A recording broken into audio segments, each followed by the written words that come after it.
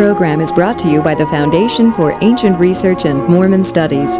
This lecture is one in a series exploring the message of the Book of Mormon and its invitation to everyone to come unto Christ. The speaker is Susan Easton Black. The title of this lecture is Father Lehi, a Visionary Man.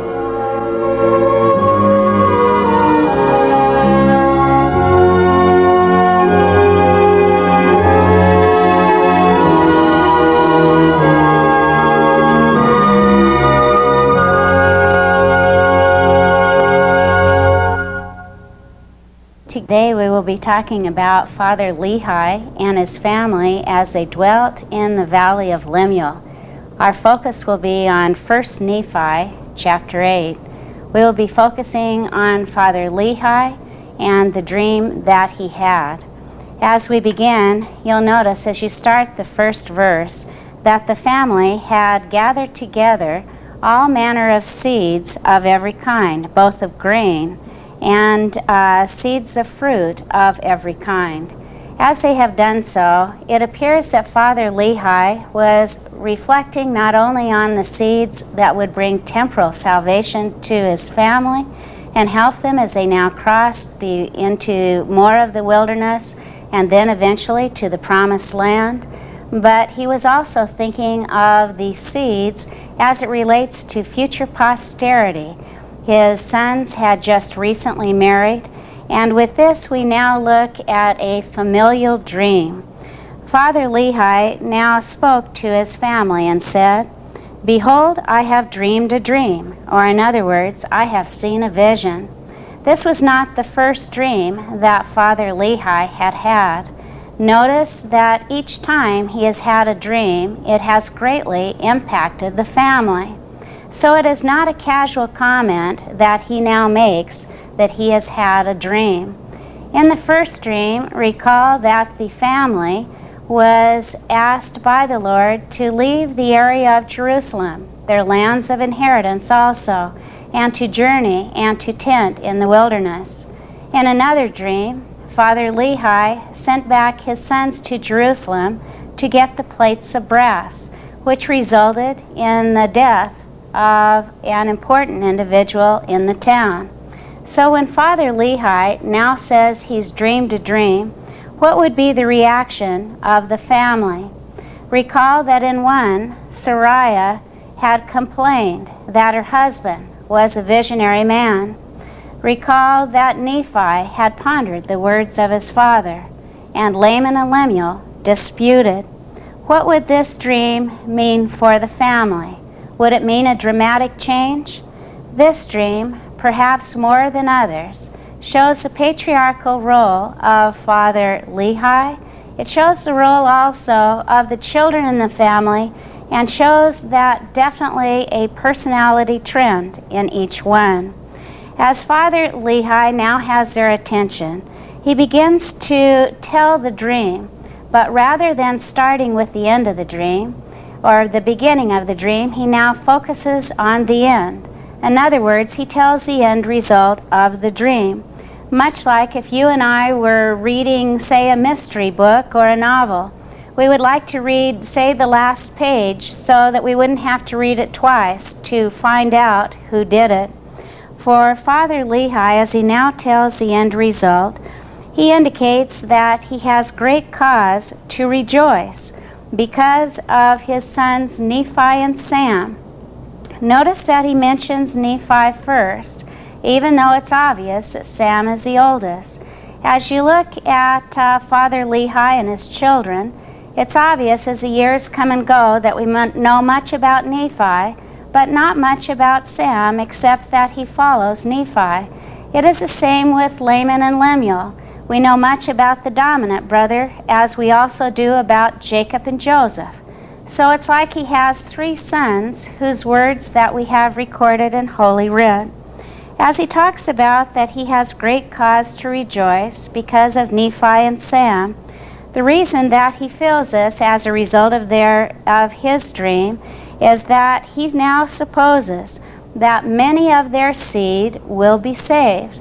And notice, hearkening back to the concept of we are gathering seeds temporally, but for Father Lehi, a patriarch, he seems also very concerned about the seeds that will result in eternal salvation for his posterity. Contrast that with his now end reaction of the dream about Laman and Lemuel. He wrote, "I fear exceedingly because of you." For he then goes on to describe the dream. As he fears for these two sons, he now explains. But as the patriarch, he focuses first on himself, for he is the exemplar for his family. He describes himself as seeing a dark and dreary wilderness, not like the wilderness that they are currently in, where they're able to see and to gather seeds, but it is a dark and dreary wilderness. As he describes this scene, he says, "And it came to pass that I saw a man, and he was dressed in a white robe, and he came and stood before me."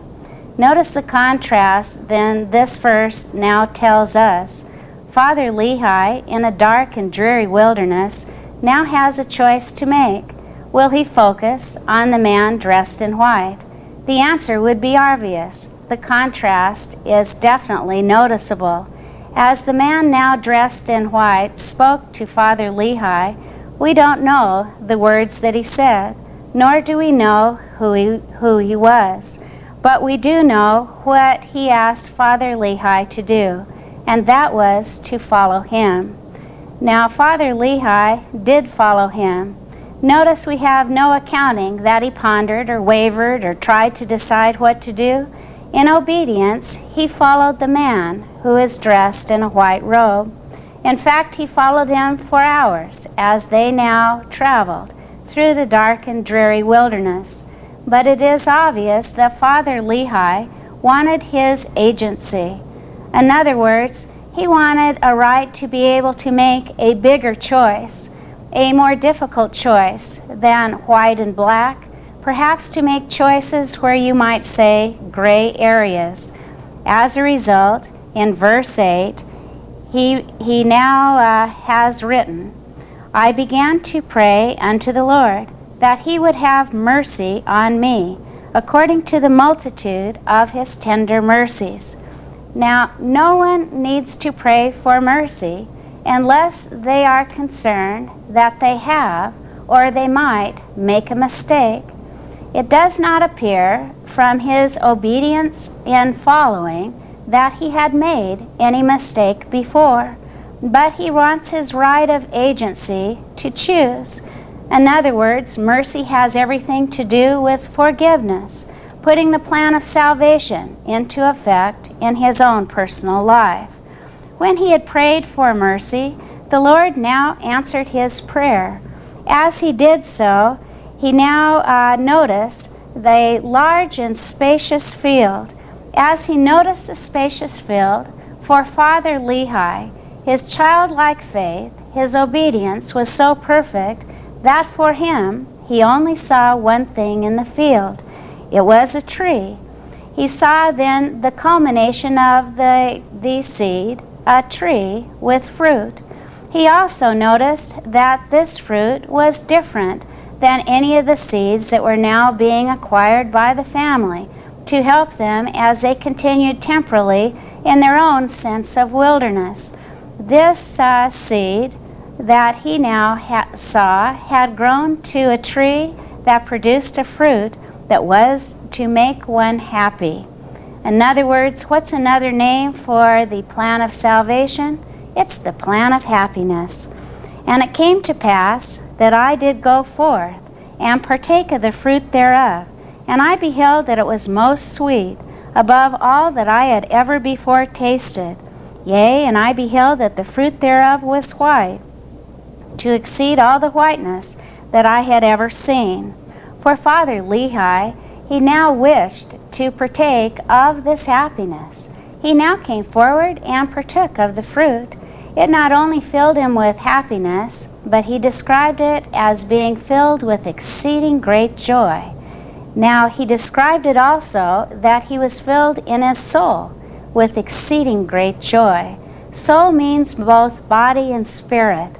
Notice how different this fruit is than any of the fruit that he had previously acquired, or at least the seeds thereof.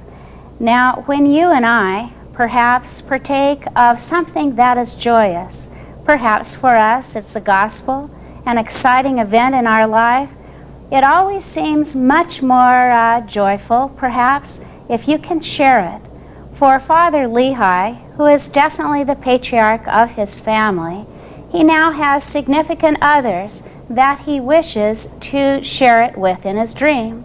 Notice in a dream he does not hearken back to perhaps business colleagues that he might have had in Jerusalem, or old friends perhaps that he might have grown up with in a neighborhood. He has his priorities right. The people that he wishes to share this greatest joy, this exceedingly great joy with, are family members. At this point, he now looks out to see where his family members are, as his eyes are now open and he can see this spacious field. As he does so for the first time, the field starts to fill in. In other words, Father Lehi was so riveted on the tree that for him, he hadn't noticed on his efforts to get to the great joy, the spacious building, the river of water, the rod of iron. He was exceedingly obedient, and as a result was filled with exceedingly great joy. However, now as he begins to look for family members, he notices that for them it is not the same experience.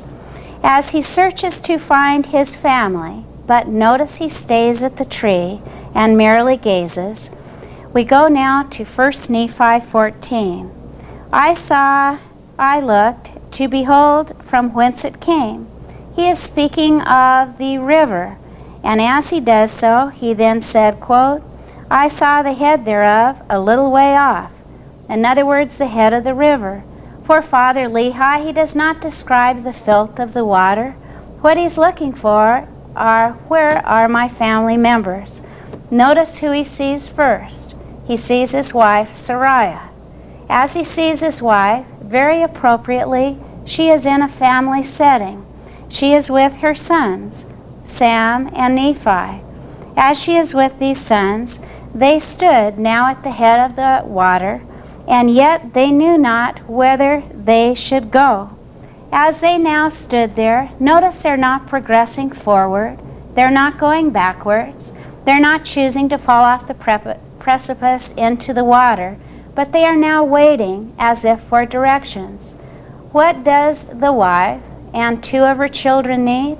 They need a strong patriarch that can guide them safely to the tree.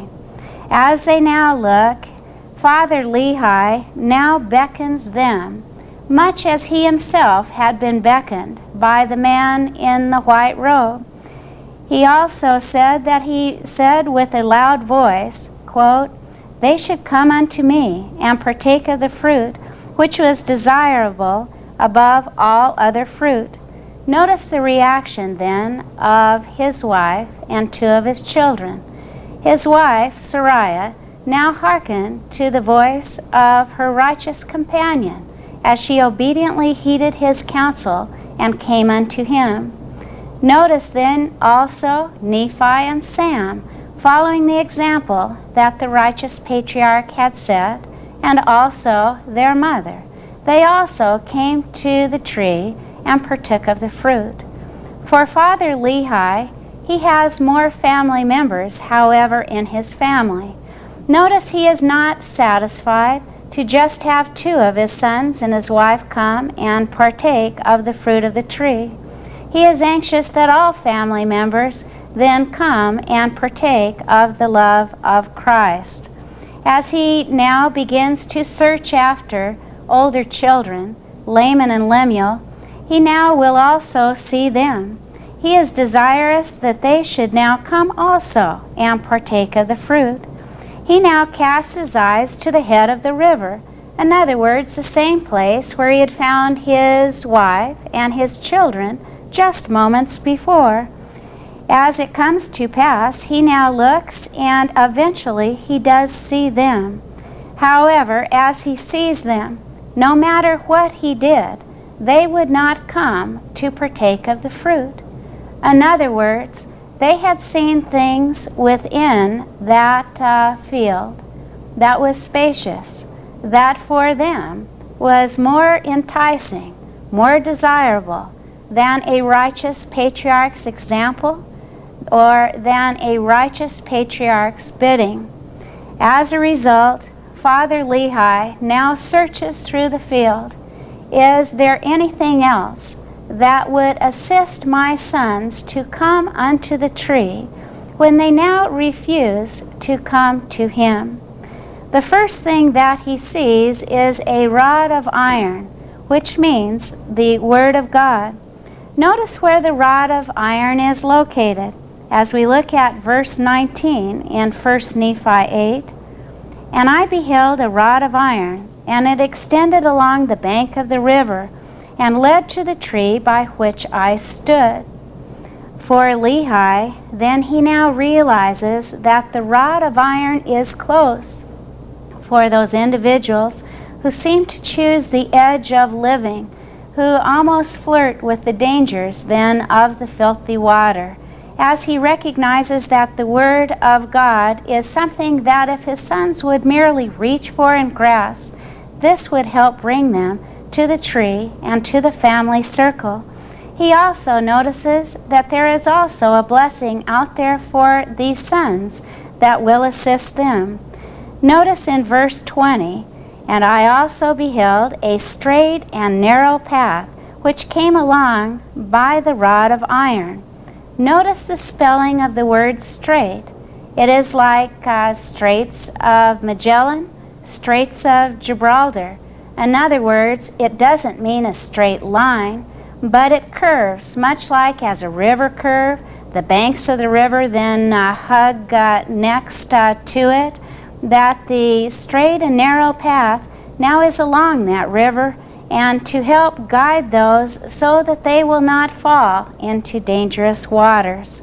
Now for Father Lehi, he also saw a large and spacious building. Amidst all of this, he sees the mists of darkness. In other words, the temptations of Satan that now blind his posterity from reaching for the Word of God and from staying on the straight and narrow path. As Father Lehi now sees this, he now wonders, will these sons reach for life eternal, or will they be blinded by Luciferic snares that include the spacious building, the mists of darkness, and the walking off and wandering into forbidden paths? Father Lehi now sees much. He sees concourses of people. It's kind of like he's looking for two. I can remember a time in my life when I had lost one of my sons at a rodeo. He was a small boy, and I saw literally thousands of people pass by me. Even though they were wonderful looking and many had smiles on their faces, there was not a smile on my face until this son was found. Now for Father Lehi, he now sees multitudes that now enter on this path. For some, they hold to the rod of iron, but momentarily, and then they are distracted. Others hold to the rod of iron long enough to make it to the tree. Still others, as they're moving forward, they get lost in the mists of darkness. Others fall into the dangerous waters and are drowned. Some of those who now make it to the spacious building, notice they make it to a building that has no foundation. It has no firm standing. It is made up of pride and vain imaginations. You'd say, what is it? It's almost like it's a temple built to honor Lucifer. These people now go in there. There they are attired with beautiful clothing. And there, what is their main activity? It seems to be mocking those people who have made it to the tree. It seems to be mocking the righteous. As they do so, many of the righteous who feel persecuted now move from the tree and join them. Others, however, are able to cling to the tree. They're able to cling to the words of Christ. to follow those who are righteous like Father Lehi. We now turn, and as Nephi now records, he indicates that despite all of the people that have now entered the spacious building, all of the people who have been lost wandering on strange paths, or who have been lost in the depths of the fountain, he now says that Father Lehi described what were the reactions of his family unit. Did any of them who had made it to the tree, did Sariah, did Nephi, did Sam, did even Father Lehi himself bend to the mocking and scoffing that was so prevalent and so noisy? And he wrote of his family in 1 Nephi 34, "These are the words of my father, for as many as heeded them had fallen away." But then he previously wrote, "We heeded them not." Now, that is a wonderful thing to say.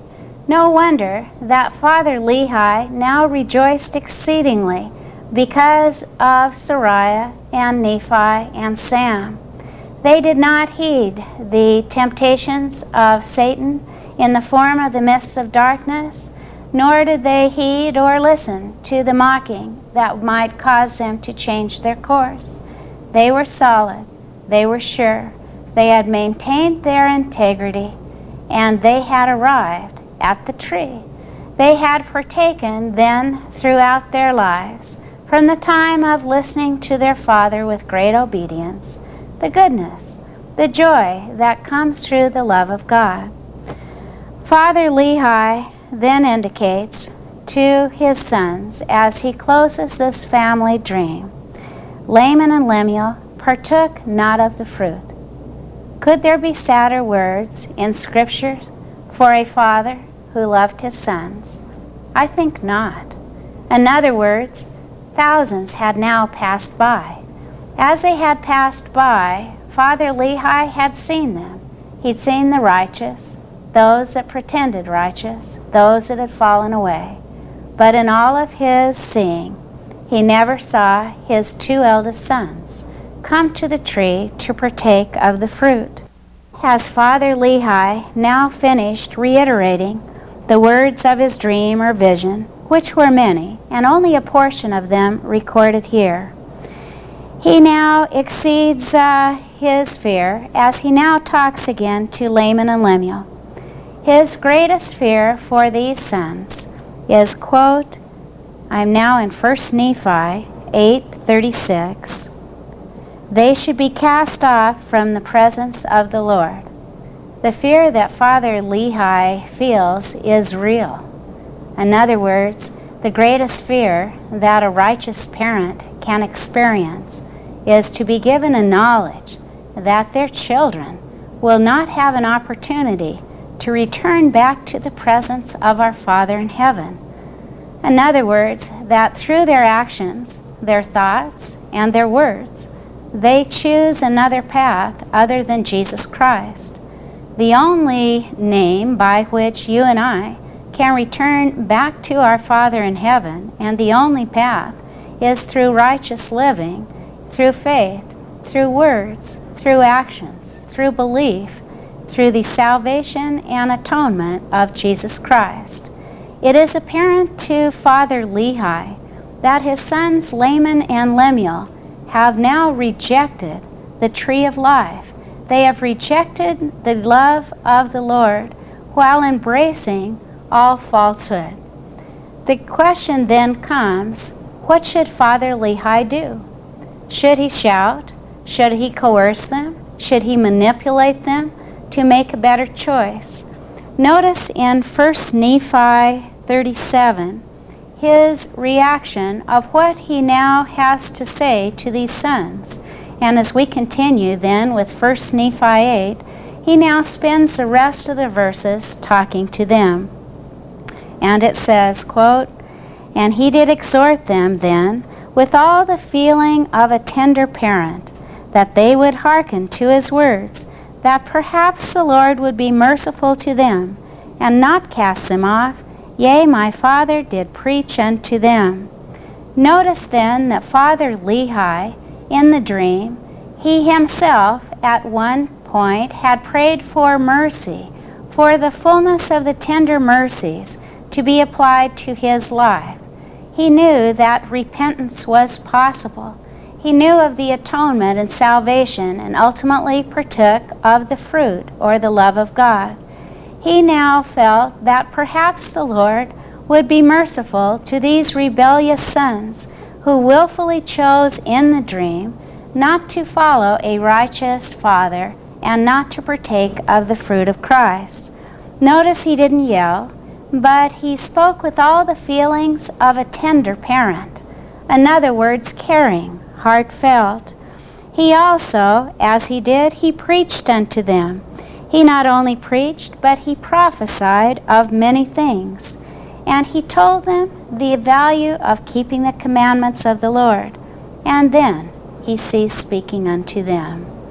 The question then comes, because nothing in the Book of Mormon indicates that Laman and Lemuel stood true or kept the commandments of the Lord, but instead show that they rebelled not only against their father time and time again, but they also rebelled against their righteous brothers, Nephi and Sam. The question then comes, was Lehi a failure as a parent? In other words, we've all been taught no success compensates for failure in the home. The first question then we address as we attempt to analyze this most prophetic dream that Father Lehi had received was he a failure as a parent? Obviously, the sons grew up in the same household. They had the same parents. They grew up then with righteous brothers. Why did they choose evil paths? Was it because Father Lehi was not a good example? No one could say that was the answer. Was it because Father Lehi failed to share with them gospel truths? No, that is not true. Was it because Father Lehi was angry with these sons and rejected them? No, recall that he spoke with all the feelings of a tender parent. So the question then comes, was Father Lehi a failure? I would have to conclude no. Well then, why would these sons reject his teachings and reject the Lord? Notice as Father Lehi in the dream had prayed for mercy, meaning I'd like the agency to choose, it appears also then that all of us, including these sons, had a right to be born in his family, but at the same time had a right of choice of what they would do with the life they were given. Will Father Lehi be blessed throughout the eternities for his teachings and his attempt to bring these sons back to the Lord? The answer is yes. Will Nephi, their brother, be blessed because of his attempts to also help these sons see the light? The answer will be yes. The answer then comes down to an important concept in the plan of salvation. It is agency. As Nephi and Sariah and Lehi chose the tree, the other brothers then, Laman and Lemuel, have the right to not choose the tree. Let us look at then another concept that we can learn. Perhaps as Father Lehi then started out in a dark and dreary wilderness and had the man dressed in white who was showing him the way, perhaps to some extent it represents all of us, that all of us begin on the right path. All of us have been given then the light of Christ. All of us then, as we are born and proceed through life, do so as innocent children. However, the time comes when we will be accountable for our own actions. Which way will we choose? Perhaps to illustrate this in another way, I'd like to focus on a song that I learned as a child. It was, I am a child of God. In other words, I've come into this world with the light of Christ. We used to sing it, teach me all that I must know, so I can dwell with him someday. Recall then, as you look at Laman and Lemuel, perhaps they had the opportunity to know. In other words, their father is preaching to them. He is prophesying to them. They know that their family has gone out into the wilderness. They know of the importance of the plates of brass, yet time and time again they reject. Recall that the song was eventually changed by President Kimball. President Kimball said, "Naomi Randall and I wrote the song. She wrote all the words, but I wrote one. Teach me all that I must do so I can live with him someday." Notice, in order to partake of the fruit of the tree of life, that there had to be an action on everyone's part. Father Lehi had to move towards the tree. His wife Sariah, Nephi, and Sam had to also move towards the tree, an action. But you would say for Laman and Lemuel, through free agency, despite the fact they were called, they did not come. Now, for many of us, why we do what we do may not always be magnanimous. Perhaps for this hour we should change the song to "Teach me all that I must be." A form of the verb to be is "I am."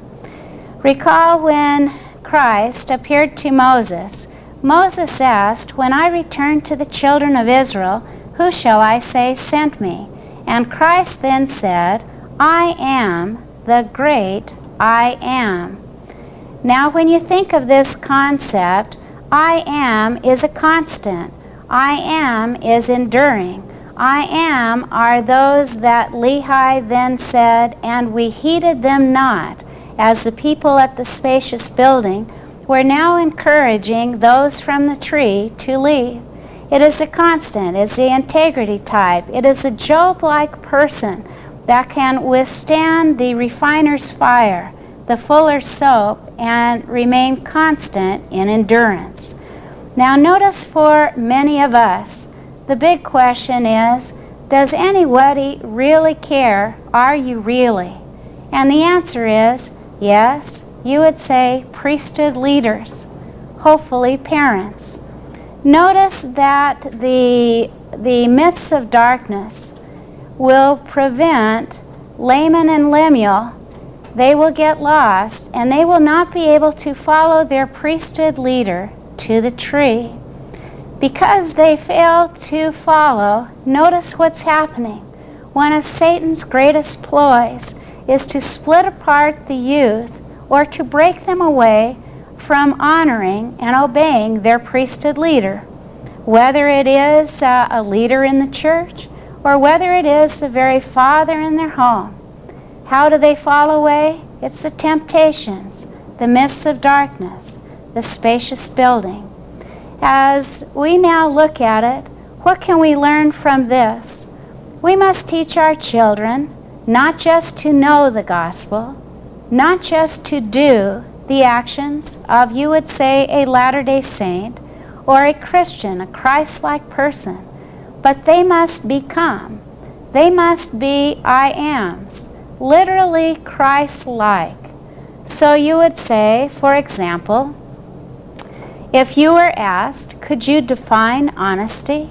Perhaps all of us could define honesty. If you were asked, well, do you do, in other words, know and do you do acts of honesty? Perhaps you would describe picking up a dime and returning it to a clerk or something like that. But the big question is, are you honest? Are you honest Monday, Tuesday, Saturday night, and so forth? Now notice, that person becomes I am. That person has learned to keep the commandments of the Lord in every situation, in every time. Those are the people that are able to cling to that tree. Now the Lord now realizes, because of the strengths and weaknesses, and that we are all individuals and that we have agency, He now provides a way to help us get to the tree, but it is our responsibility to cling to it. The way He provides is a rod of iron. He provides a straight and narrow path that leads the righteous course. But the question is, the tools are there, priesthood leaders are at the tree, righteous families are at the tree. There's no question that Father Lehi, he is a patriarch. The word patriarch means father that blesses. Not all fathers or dads or parents are patriarchal in nature. He is a patriarch. He is a blessing to his family. He not only sets the example by clinging to the tree, but he now encourages others to come. For this great patriarch, who is literally an I am, who is a constant, perhaps he is a perfect man in his generation. I've had several moments and hours to literally lament that we don't have the book of Lehi. Truly it was a great tragedy when the 116 manuscript pages were lost through the carelessness of Martin Harris and his extended family. Martin at the time proved not to be a righteous patriarch, as his wife Lucy and children never appeared to unite at the tree. Contrast his actions with, say, the actions of Joseph Smith Sr. In 1811, Joseph Smith Sr. had a dream very similar to Father Lehi's. At the time, the Smith family were living in a place called Lebanon, New Hampshire. The year was 1811. In this dream, or like Father Lehi, prophetic vision, Father Lehi was taken by a messenger dressed in white. Notice the similarities, the contrasting darkness, the dark and dreary world of 1 Nephi 8, and now we contrast it with Father Smith's. As Father Smith is now taken by a messenger dressed in white, he too sees a very low but pleasant valley in which stood a tree. He, like Father Lehi, went to the tree and partook of it as he saw this prophetic dream. He, like Father Lehi, wanted his family to join there also. And notice, both men, you would say patriarchs in their dispensation, both men giving patriarchal blessings to their sons. Both men now saw the tree, and in the case of both partook. For Father Smith, he described it as when he arrived at the tree, it was covered with fruit, but the fruit had on it a type of shell much like a chestnut burr. When the chestnut burr then came off, it revealed to him a fruit of whiteness. Then notice the similarity with Father Lehi. He partook of it. He then wanted his family, like Father Lehi, to join him at the tree. In contrast with Father Lehi, all family members came. Now, which was greater blessed? Obviously, it would appear to us that Father Smith was greatly blessed, as all members of the family came to partake. At that time, he did not see in his family anyone who was Lemuel-like or Lemuel-like. They all came.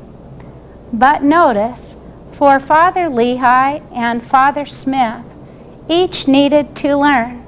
Sometimes we learn, perhaps more humility, more patience, more kindness from the children who are not faithful than we could ever learn from those who are obedient. For the Smith family, he described that all family members partook of the fruit. In fact, he said they feasted upon it. They did not nibble or snack. In other words, each feasted, much like a thanksgiving for the love of God. He then described that their feast was so great that they even got down upon their knees and began scooping it up in double handfuls. Now notice, for a righteous Joseph Smith Sr., he had a prophetic son named Joseph Smith Jr., who was indeed a prophet of God. For Joseph Smith Sr., we have just a few of his writings, much like Father Lehi. For Joseph Smith Sr., for the most part, we have his scribed patriarchal blessings. We have also the scribed patriarchal blessings that Father Lehi gave to his sons, particularly more in detail the sons named Jacob and Joseph. However, as you look at these two great patriarchs, then the father of Joseph Smith Jr., a prophet in our dispensation, We look at the other great patriarch, Lehi, a father of who? A father of Nephi, someone who is asked by the Lord to make these small plates and to rewrite then the dream of Father Lehi. As we look at this, I can express gratitude for these wonderful sons who were and who did honor their parents. Truly they lived the fifth commandment, that if they would honor their parents, then that their days would be long upon the land, and truly their words have been long upon the land. As I look at 1 Nephi 8, I learn important things that I can now implement in my family. I can learn that I need to be willing to listen to my husband, to follow his counsel in righteousness, to know when he is truly leading me in a direction that will lead me to my Father in heaven. I also need to recognize him as the patriarch in our home, for truly he is a blessing, to encourage my sons to follow his counsel, that they too can partake of the fruit that indeed, as President Benson had said in his family, he wanted no empty chairs in the celestial kingdom. And that's how it should be in my family too. When family members, including myself and my sons, make choices that are not pleasing to our Father in heaven, then what should be the response of my husband and myself? We should be as tender parents. We should be kind. We should be loving. We should be charitable. We should be more patient, as President Howard W. Hunter has indicated. We should face these sons and ourselves in the direction of the temple, so that sacred covenants that we have made will continue to bind us in an enduring love of the Savior, to bind us to that tree of life, that we might always be found partaking of the delicious fruit. As I close, I would like to bear you my testimony. I know that the love of Christ is found at the tree of life. I also know of the great plan of salvation, that the plan of salvation, as then symbolized in this familial dream, needs to be heeded by all of us. All of us need to pray for mercy, to be more forgiving of ourselves and of others, to be more forgiving of families and those that perhaps inadvertently may have hurt us. I also know that our Father in heaven lives, that he was mindful of Father Lehi and his family, that he was mindful of a great patriarch who tried all he could and yet, it appears, lost 2 sons. Will it be made up to Father Lehi and his family? I trust it will, for truly he was a righteous man. I also testify of the greatness of the prophet Joseph Smith. I am always amazed and stand in awe of his ability to be so pure and so refined that he could be the translator of this great Book of Mormon. That because of his efforts, we can now read of 1 Nephi 8 and learn how to be better parents and better children, to learn how to be more righteous. I testify that the Church of Jesus Christ of Latter-day Saints is the true church upon the earth, and that the Savior is definitely the head. I am so grateful that there are living prophets, and I am grateful for this opportunity to share with you things that I have learned, that I have tried to inculcate in my life, in my family, from the important scripture found in 1 Nephi 8. Truly it is a familial dream that affected not only the life of Lehi and his sons throughout time and all eternity, but also affects each one of us as we struggle to make choices that will be right, so that we will not be cast off as Laman and Lemuel were prophesied would be, but that we would unite together at the tree in a circle of love. Truly the strength of the family is a strength in the blend. May we be faithful and return individually and as a family to our Father in heaven. I say this in Jesus' name. Amen.